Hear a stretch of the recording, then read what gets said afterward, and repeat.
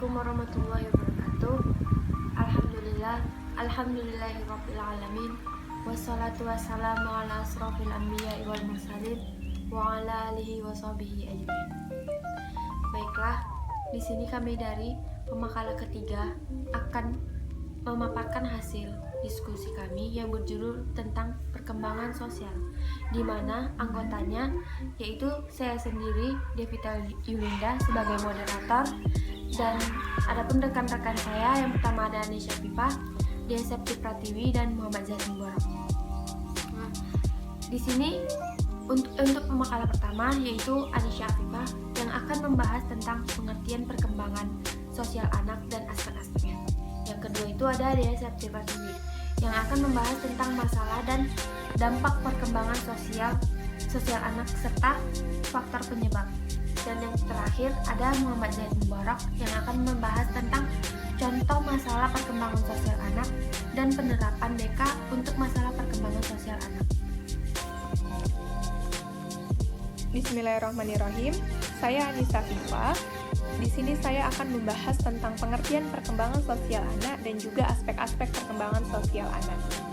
Perkembangan sosial merupakan aspek yang penting dalam membentuk kepribadian seorang anak.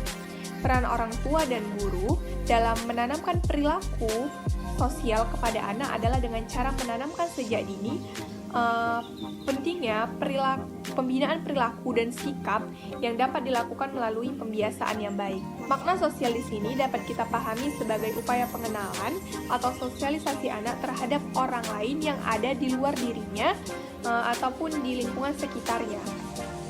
Selanjutnya, menurut Mas Genti Sitorus, perkembangan sosial anak adalah kematangan yang dicapai dalam hubungan sosial. Perkembangan sosial dapat juga dimaknai sebagai proses belajar untuk menyesuaikan diri terhadap norma-norma yang berlaku di lingkungan masyarakatnya. Yang keenam adalah dukungan sosial. Menjelang berakhirnya awal masa kanak-kanak, dukungan dari teman-temannya itu dianggap lebih penting daripada persetujuan orang-orang dewasa.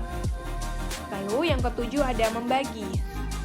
Anak mengetahui bahwa salah satu cara untuk memperoleh persetujuan sosial adalah dengan cara membagi miliknya kepada orang lain.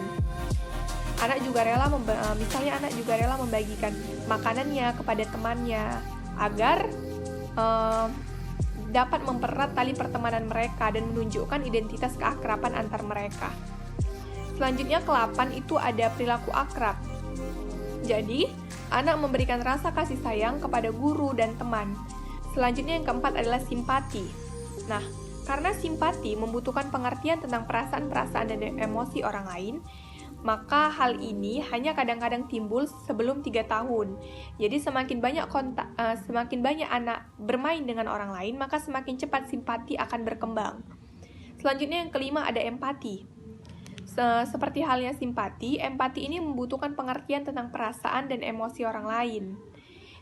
Tetapi di samping itu, empati juga membutuhkan kemampuan untuk membayangkan diri sendiri di tempat orang lain.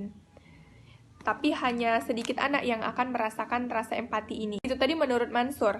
Selanjutnya, aspek-aspek perkembangan sosial anak menurut Harlock, dia lebih secara spesifik menjelaskan bahwa aspek-aspek pola perilaku sosial pada anak ke dalam pola perilaku sebagai berikut. Yang pertama itu meniru.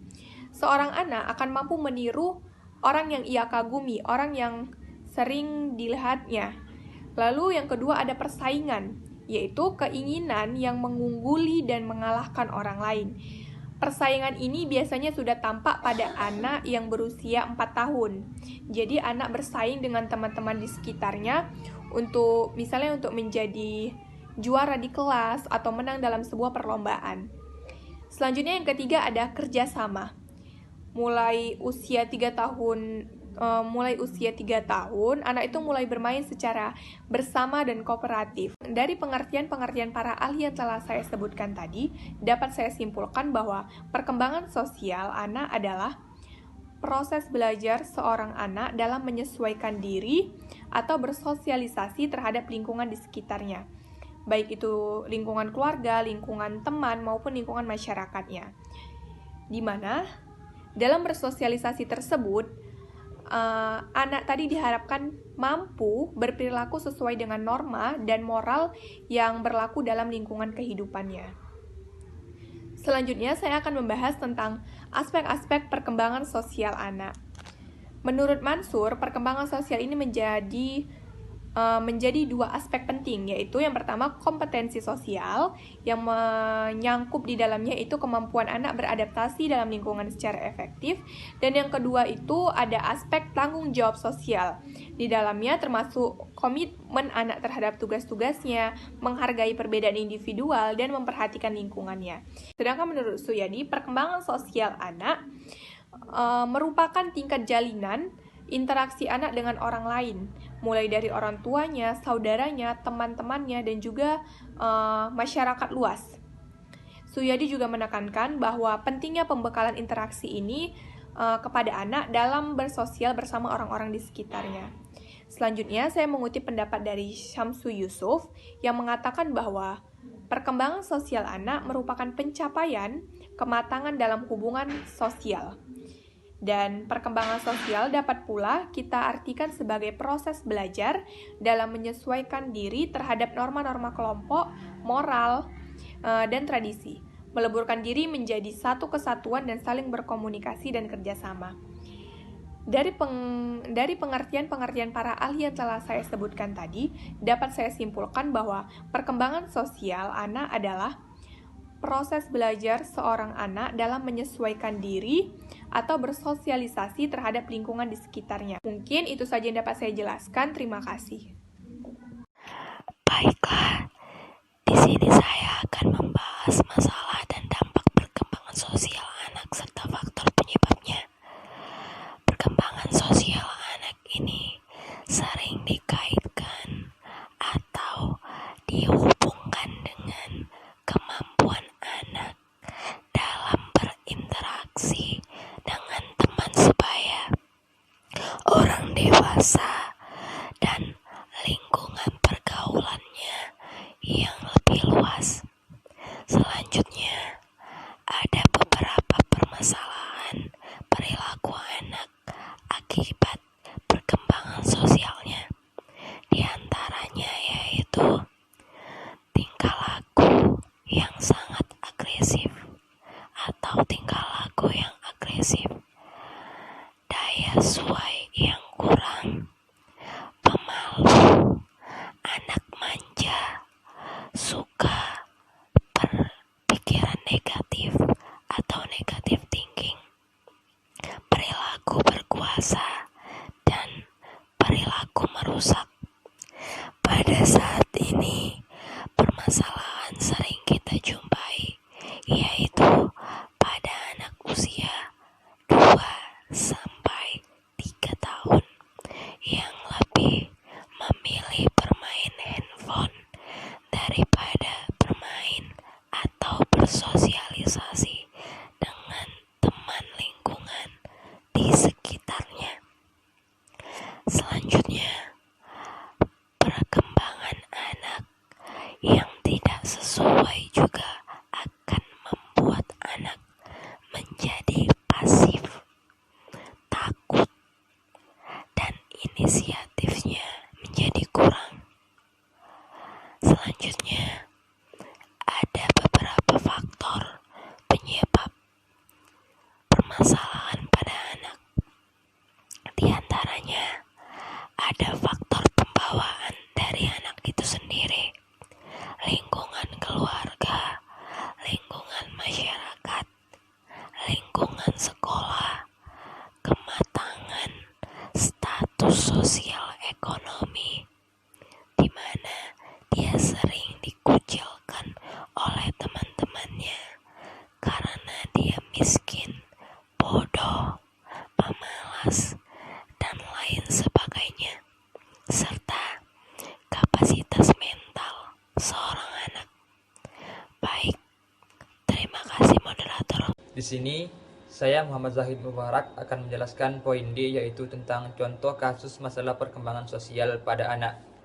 Kita ketahui bersama ya teman-teman, di luar sana seiring dengan berkembangnya zaman, seiring dengan berkembangnya teknologi informasi dan komunikasi, Di sebalik ada dampak positifnya, namun ada pula dampak negatifnya. Salah satu dampak negatifnya berpengaruh pada perkembangan sosial anak.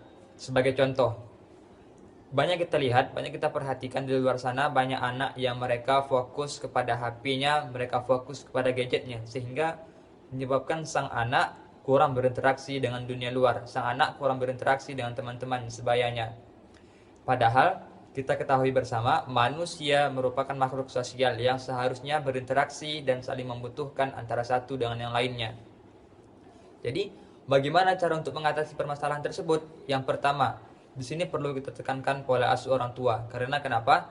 Karena kepribadian seorang anak, perkembangan sosial anak sangat dipengaruhi oleh pola asuh orang tua. Terlebih lagi di tengah pandemi ini, ketika anak tidak sekolah, orang tua lah yang menjadi teladan, menjadi pendidik bagi anaknya. Jadi, pola asuh orang tua menjadi faktor utama pembentukan kepribadian anak serta perkembangan sosial anak. Itu yang pertama. Baru yang kedua, itu peran teman-teman di sekitarnya. Jadi teman-teman di sekitarnya harus terus merangkul sang anak guna untuk bergabung dengan mereka. Karena kenapa? Ketika sang anak lebih suka menyendiri, kurang berinteraksi dengan teman-teman sebayanya, pada akhirnya nanti sang anak akan dikucilkan. Jadi teman-teman sebayanya harus merangkul anak tersebut guna untuk perkembangan sosialnya. Mungkin demikian. Selanjutnya di sini saya akan menjelaskan poin E, yaitu tentang penerapan bimbingan konseling untuk masalah perkembangan sosial pada anak. Kita ketahui bersama, setiap orang, setiap manusia, setiap individu tidak akan luput dari namanya masalah.